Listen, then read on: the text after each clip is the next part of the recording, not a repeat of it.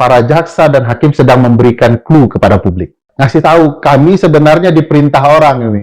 Sehingga kekonyolan-kekonyolan hukum itu terjadi. Apakah terlalu banyaknya angka 7 di dalam proses pengadilan itu punya korelasi dengan presiden ke-7? Oh, ya. Nomor 7 itu kan nomor Cristiano Ronaldo, David Beckham lah ya. Ya kalau ada presiden ke-7 ya biasanya dia pakai nomor 7 juga di baju bola itu presiden. Ceritanya agak mirip-mirip Tom Lembong lah.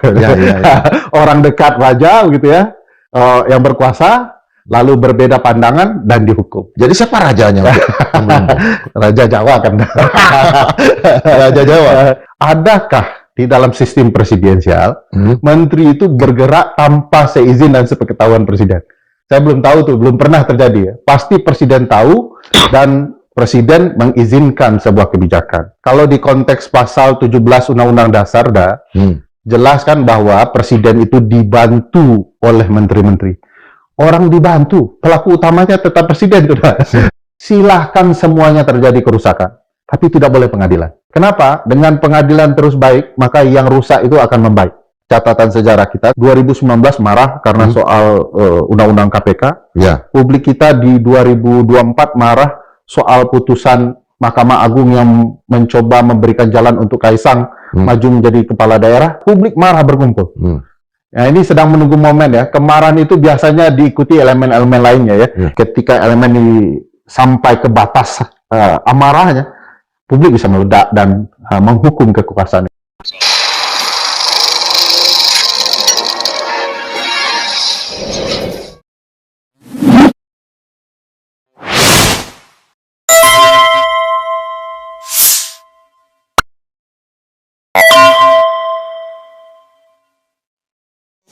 Ketika vonis dijatuhkan kepada Tom Lembong 4,5 tahun,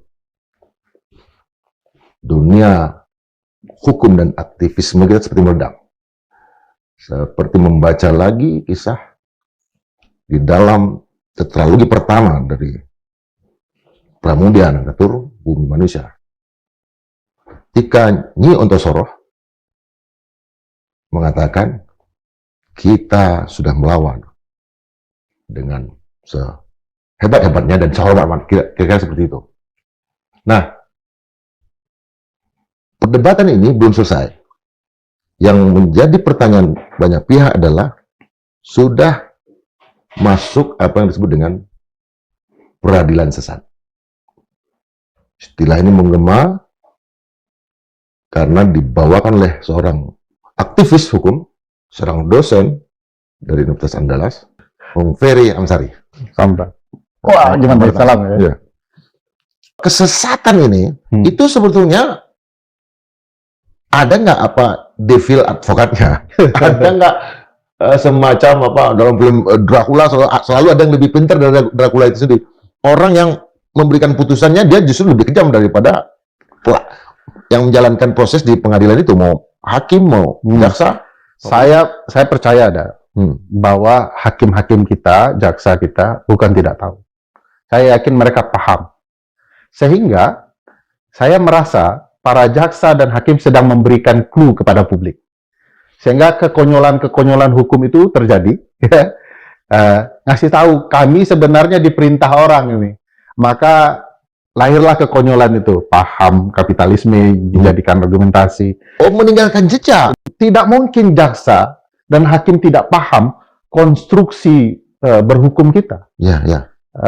Mereka paham, tapi mau kasih tahu bahwa ini sedang ada paksaan, sehingga kami pakai dalil-dalil aneh ini, supaya Anda tahu bahwa putusan ini aneh, dan silakan Anda koreksi sama-sama, gitu ya. Jadi ada semacam yang ngasih tahu cara mereka untuk memberikan kesadaran bagi publik. Nah, hemat saya ya, ini bagus ya untuk menjelaskan ini, untuk ya orang punya hak untuk banding, agar dia bisa melindungi haknya di pengadilan banding.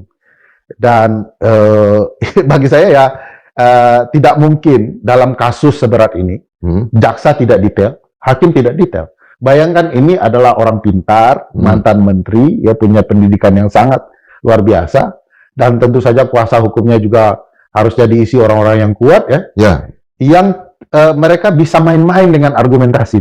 Jadi mereka pasti biasanya kuat argumentasi. Nah, tiba-tiba argumentasinya ada hal-hal konyol yang menurut saya ya sangat mudah dibantah gitu ya. Dan harusnya ini harus dianggap jangan-jangan mereka tahu tapi mau kasih tahu publik saya sedang dipaksa oleh seseorang. Tapi saya tidak mau berasumsi dah. Ya. Apakah terlalu banyaknya angka 7 di dalam proses pengadilan itu punya korelasi dengan presiden ke-7? Oh, ya. Nomor 7 itu kan nomor Cristiano Ronaldo, David Beckham lah ya. Ya, kalau ada presiden ke-7 ya biasanya dia pakai pernah pakai nomor 7 juga di baju bola itu presiden. Ada perbedaan antara hakim juga kan? Itu bisa muncul seperti apa kita melihat hasil-hasil dari Mahkamah Konstitusi. Pun kalau ada dissenting itu bukan perihal yang ini ya substansial dalam putusan pengadilan. Ya wajar saja hakim berbeda, tetapi konteksnya hakim mayoritas yang menentukan. Saya tidak melihat itu sebagai alasan untuk menjelaskan putusan ini bermasalah. Kalaupun ada dissenting opinion. Tapi bagi saya argumentasi penghukumannya yang menjadi hal yang sangat utama. Artinya kalau jejak-jejak tadi ditinggalkan, berarti majelis hakim ini juga sedang berusaha membebaskan dirinya supaya tidak menjadi terjerat juga dengan masalah ini ke depan. Ya tidak bisa juga kan, hakim harus adil ya dah. Dia boleh punya keinginan memberikan clue kepada publik, saya dipaksa.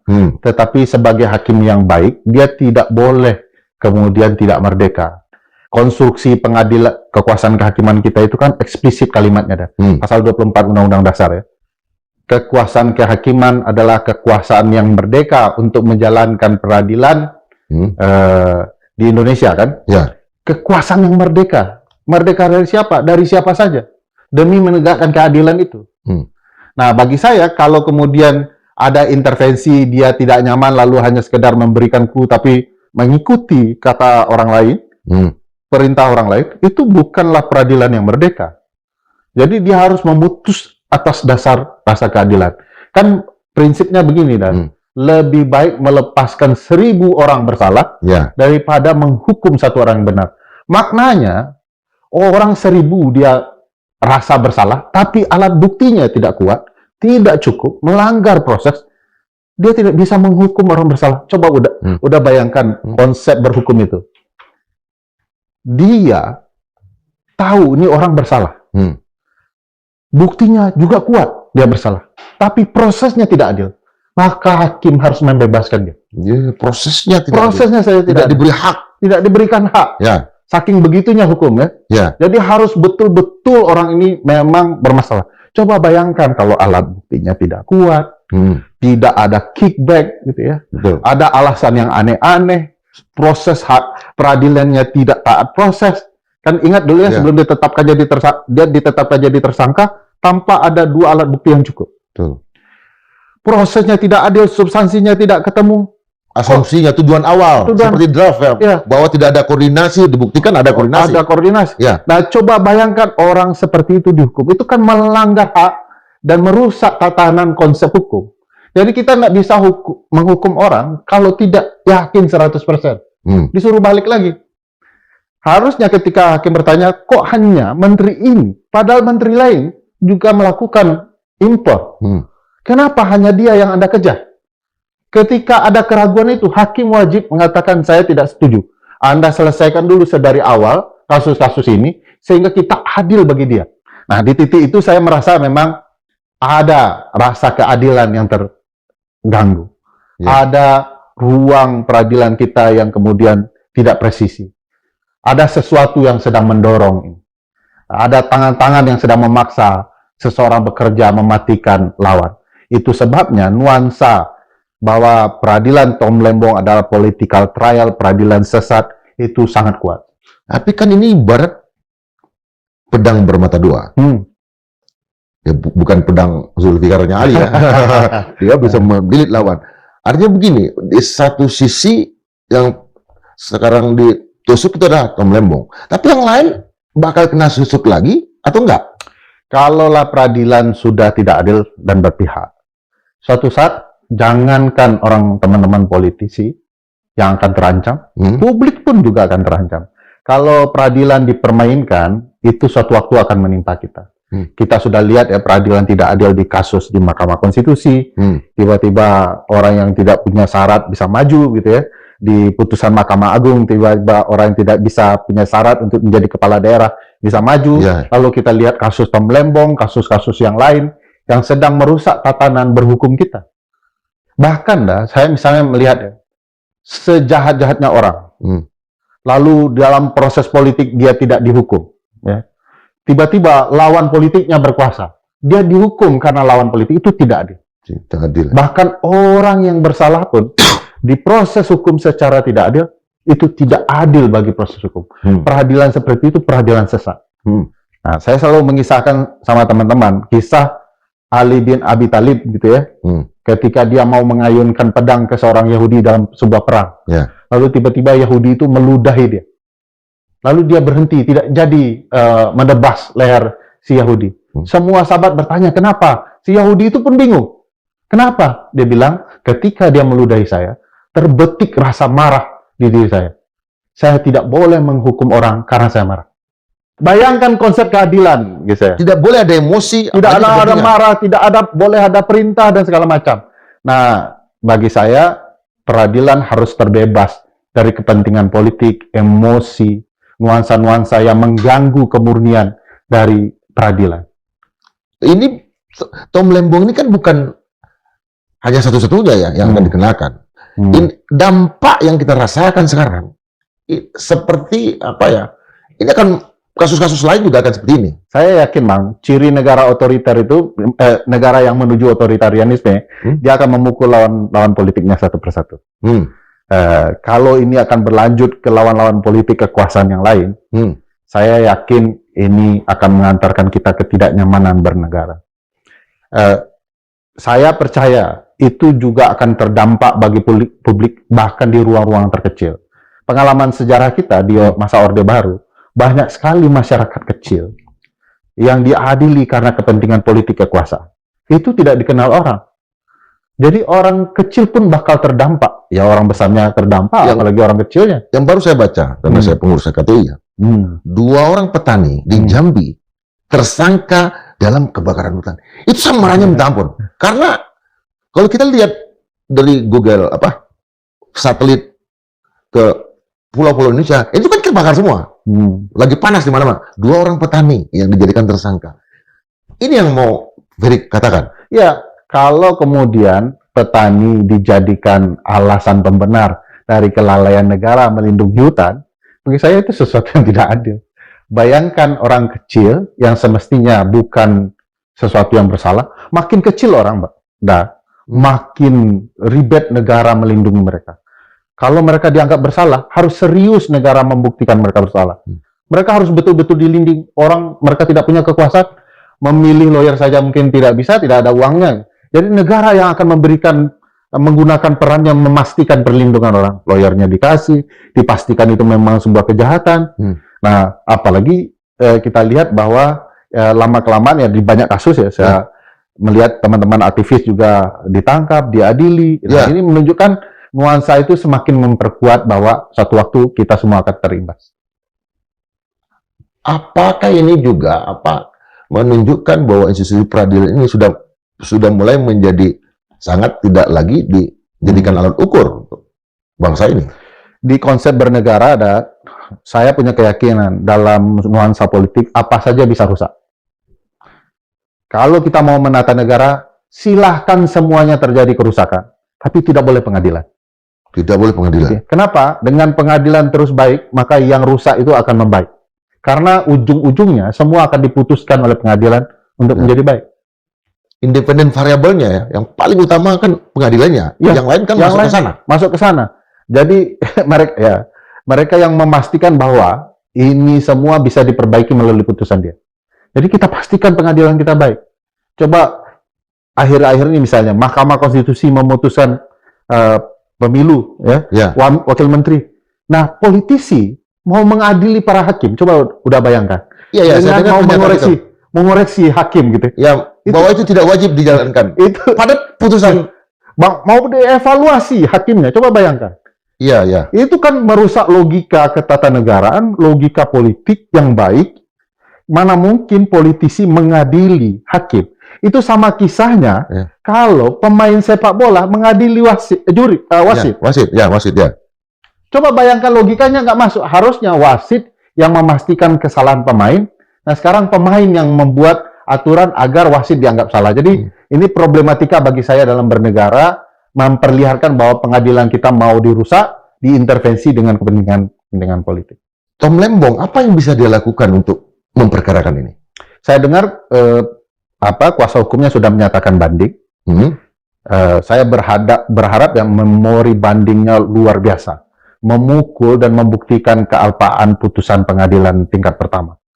Jadi bagi saya ini kan buktinya terang benerang ya, dan harus dibawa ke ranah yang terbuka bagi publik. Jadi kalau bisa kuasa hukum Tom Lembong dan lain-lain ya pendukungnya membuktikan dalam memori bandingnya bahwa ini putusan peradilan sesat, salah, ya kalau perlu lapor ke Bawas Mahkamah Agung, lapor ke Komisi Yudisial, ada banyak prosedur yang diabaikan, dan di dalam putusan segala diskusi tentang niat jahat itu malah tidak dibuktikan apakah Tom Lembong terpenuhi unsur niat jahatnya melakukan kejahatan. Ini belum sampai ke actus reus ya, pembuktian bahwa dia melakukan tindakan jahat kan sudah juga disampaikan bahwa tidak ada niatan jahat. Ini karena pasokan gula sedang terancam ya.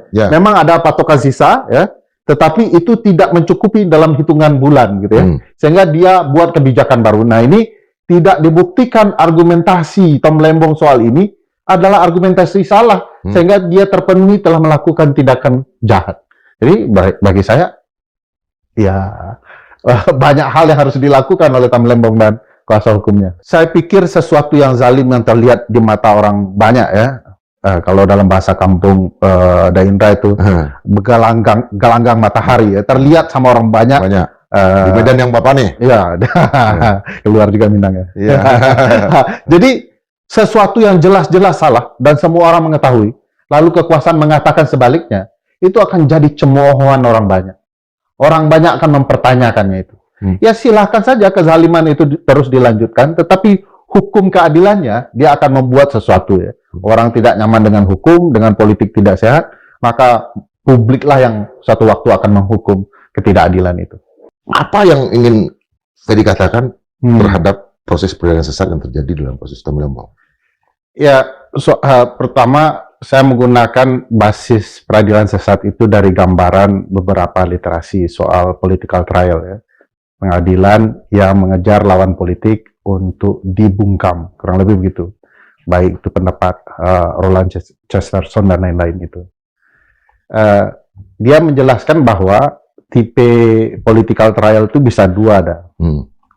Bisa satu untuk otoritarianisme menjatuhkan lawan politiknya. Bisa memang peradilan politik karena memang pelaku adalah tindak kejahatan kemanusiaan dan lain-lain. Jadi ada yang baik, ada yang tidak benar. Nah, yang tidak benar ini yang menjadi catatan penting dalam berbagai kasus yang seroman dengan Tom Lembong. Ya, banyak itu catatan sejarah panjang itu soal peradilan sesat yang bernuansa politik itu. Bisa dari Martin Luther King yang mungkin orang banyak tahu, Martin Luther King Junior ya. Dari katakanlah pengadilan si Thomas More gitu ya. Peradilan Socrates, Galileo Galilea gitu ya. Itu lawan-lawan politik semua yang dibawa ke ruang pengadilan untuk dibungkam agar tidak bicara kebenaran yang dia yakini. Di kita juga banyak ya, kan udah paham politik, sejarah dan macam-macam gitu ya. Salah satu dalam konteks Indonesia ya bisa peradilan 65, bisa peradilan 500 orang di era Soeharto, petisi 50 yang kemudian coba diadili dan diproses hukum gitu ya. Nah, pengadilan-pengadilan yang seperti ini banyak terjadi dan lumrahnya memang untuk mematikan dan membungkam lawan. Kalau saya mau menyandingkan yang menarik ya, kasus Thomas More ketika berhadapan dengan Raja Henry ke-8 ya, King Henry VIII gitu ya. Thomas More ini adalah Lord Chancellor-nya, penasihat utamanya Raja Henry. gara-gara urusan keluarga atau perkawinan Raja Henry yang memperebutkan tahta ratu antara dua orang perempuan yang berbeda dengan keyakinan agama kekristenan ketika itu. King Henry kemudian meminta nasihat banyak orang. Dia ingin mengubah nih ratu dari istri pertamanya ke istri kedua ya. Yang terkenal tuh namanya Anne Boleyn ya. Saya tidak ingat yang nama yang pertama. Ya, perpindahan ratu lah. Ya. Ternyata si Raja Henry cari-cari gara-gara ya untuk membuat pernikahannya yang pertama itu tidak sah. Nah, karena dalam keyakinan agama dia ini. Nah, diminta nasihat ke Thomas More. Thomas More mengatakan memang ini harus diyakini bahwa ini kebenaran secara agama sah. Dan itu tidak disukai oleh Raja Henry. Dan dihukumlah Thomas More. Padahal dia mengatakan kebenaran. Dia menyatakan kebenaran. Pun tidak kebenaran itu adalah hak dan perspektif dia. Meyakini apa yang dia yakini benar kan? Ya.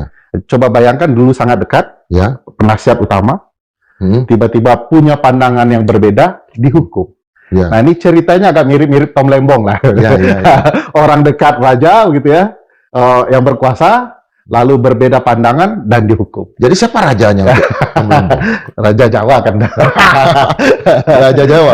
Jadi perspektif bahwa peradilan politik itu memang perspektif yang lumrah dalam peradaban politik ketatanegaraan.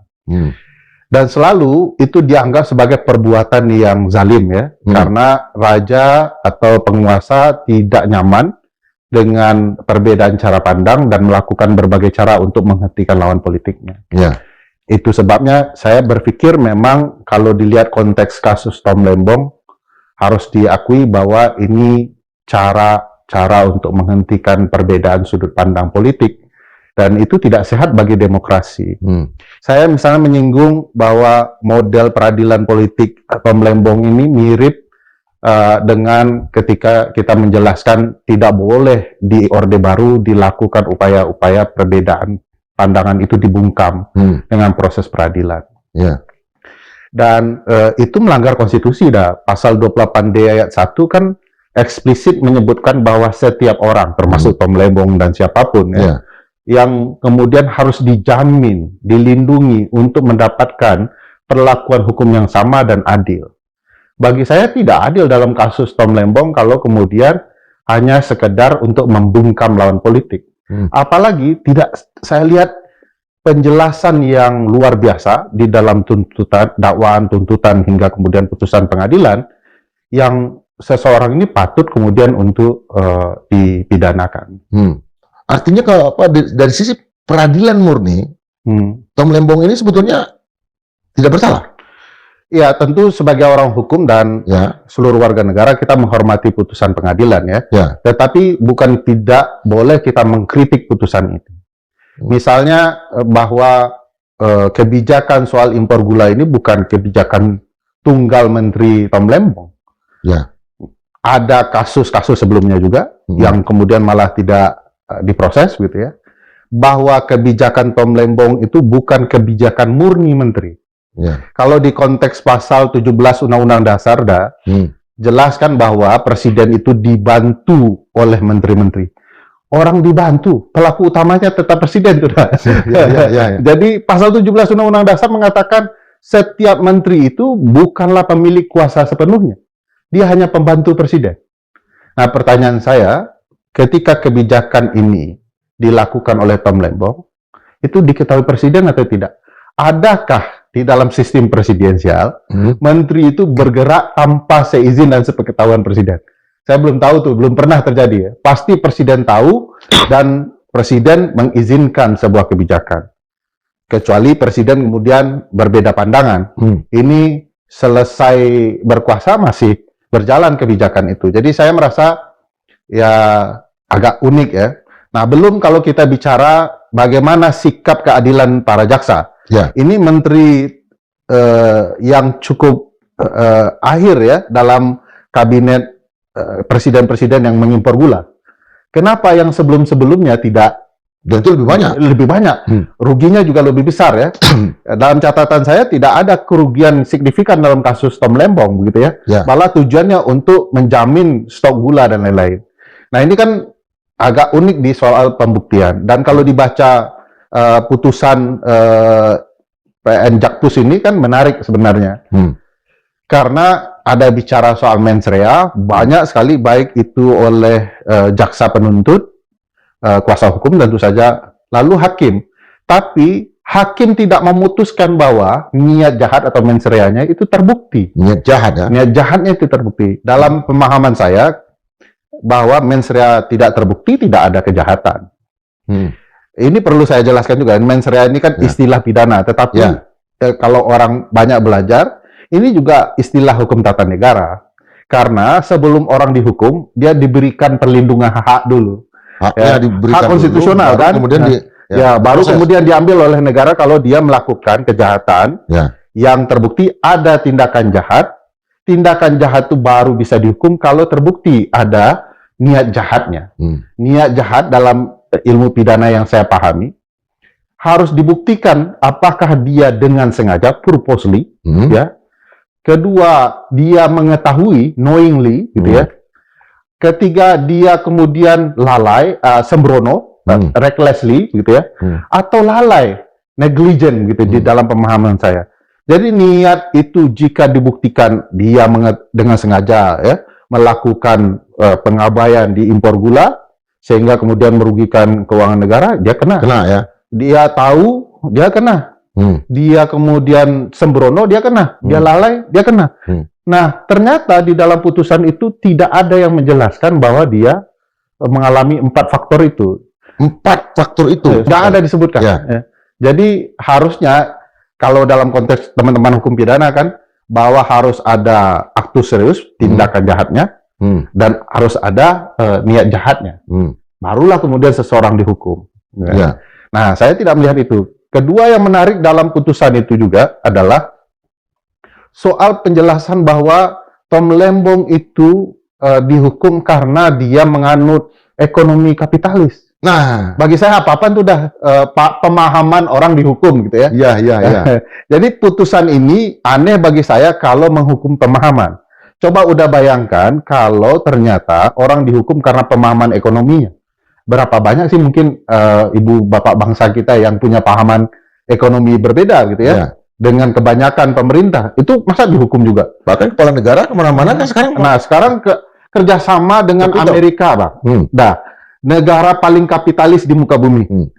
Lah, kalau pemahaman kerjasama atau menjalankan ekonomi kapitalis dihukum, Presiden bisa kena hukuman dong. Bisa digantung. Bisa di-impeach, bisa dihukum dan segala macam. Dan bagi saya, itu jelas argumentasi sesat begitu ya. Jadi aneh juga gitu. Apa bentuk hukuman republik? Tadi kan sebagai pendekarnya ini, yang juga saya juga akan terimbau. Ya, saya kan hukum tata negara ini ya. Sebagai aktivis. Ya, ada korelasinya dengan politik. Catatan sejarah kita kalau publik tidak nyaman dengan kekuasaan sesat, kekuasaan menyimpang, orang dihukum tidak adil, tidak ada perlakuan yang setara di hadapan hukum, hanya orang-orang istimewa yang merajai kekuasaan dengan berbagai keistimewaannya. Publik biasanya menghukum dalam berbagai bentuk perlawanan. Kalau kita baca sejarah Prancis dengan revolusinya, publik-publik yang kalau bicara negara modern, Bangladesh, yang menghukum pimpinannya, itu kan ketidakadilan yang dalam yang terbaru, yang terbaru ya. Keadilannya soal pekerjaan yang tidak adil memperoleh pekerjaan. Orang marah gitu ya. Karena atau Thailand sekarang. Thailand sekarang yang dekat gitu ya. Ya, karena skala telepon aja ya. Ya, itu juga pasti berimbas di publik kita. Tinggal menunggu waktu. Kan publik kita 2019 marah karena soal undang-undang KPK. Publik kita di 2024 marah soal putusan Mahkamah Agung yang mencoba memberikan jalan untuk Kaisang maju menjadi kepala daerah. Lalu diputuskan sebaliknya oleh Mahkamah Konstitusi. Mahkamah Konstitusi dihajar, publik marah berkumpul. Nah, ini sedang menunggu momen ya. Kemarahan itu biasanya diikuti elemen-elemen lainnya ya. Bisa elemen ekonomi, bisa elemen kemudian hukum gitu ya. Politik yang tidak sehat. Nah, ketika elemen ini sampai ke batas amarahnya, publik bisa meledak dan menghukum kekuasaan itu sendiri. Apakah itu menunggu bulan Oktober? Saya tidak tahu pastinya, tapi ini elemen pasti akan saling mendukung ya. Ya, karena bulan Oktober bukan hanya kelahiran Gibran, Erlangga, Ibu Irana, tapi 2 Oktober juga kelahiran Ferry. Kita akan tunggu bulan Oktober pas Ferry ulang tahun. Sobat Madilog, kalau kita lihat Ferry Amsari ini kan luar biasa di dalam menjelaskan masalah-masalah yang bagi kita orang awam rumit gitu. Karena dia punya narasi, dia punya cerita, dia bisa memikirnya gitu. Tapi tetap sebagai akademisi punya patokan-patokan, punya pilar-pilar yang tidak boleh diruntuhkan. Dan semangat itu yang kita akan tetap jaga dan kawal untuk kasus Tom Lembong dan juga kasus yang baru aja saya baca kemarin, 2 orang petani dijadikan tersangka dalam kasus kebakaran hutan di Jambi, tempat keluarga orang tuanya Ferry merantau. Sampai ketemu lagi dalam episode berikutnya. Ya, terima kasih banyak. Luar biasa. Terima kasih.